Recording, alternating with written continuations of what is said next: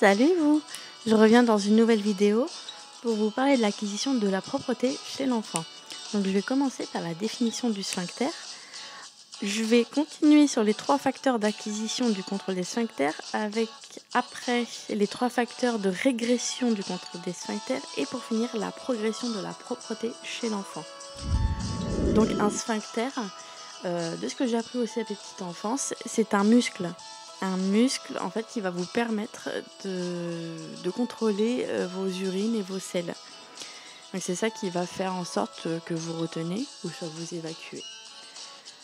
Voilà, donc chez l'enfant, ça peut être pas encore bien arrivé à maturation. Donc justement, les 3 facteurs de maturation, il y a la maturation physique. Alors physique, c'est quand l'enfant sent que voilà, il est en train de retenir ou qu'il a envie justement d'évacuer ses selles ou ses urines. Ensuite, vous avez la maturation intellectuelle. Donc là, c'est psychologique. L'enfant doit être capable de prendre conscience de son besoin et de faire le lien entre ce qu'il ressent et d'aller sur le pot. Ensuite, pour finir, vous avez la maturation affective. Donc là, c'est plus pour faire plaisir entre guillemets aux parents. C'est aussi pour montrer qu'il veut faire comme les grands.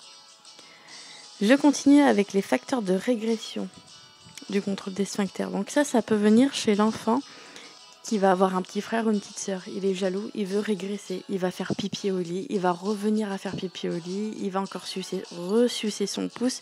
Donc tout ça, c'est des facteurs qui régressent au niveau de ces sphincters. Il y a également la séparation des parents quand il va au centre de loisirs ou à l'école. Et pour finir, il y a aussi le divorce des parents ou un décès d'un proche. Ensuite, pour les 3 grandes progressions de la propreté, vous avez entre 18 et 21 mois, l'enfant peut maîtriser ses sphincters anal. Ensuite, vers 2 ans, l'enfant peut maîtriser le sphincter vésical qui est beaucoup plus fragile. Et à cet âge, la propreté sera d'abord diurne, puis deviendra progressivement de nocturne. Diurne, c'est 2 jours en fait.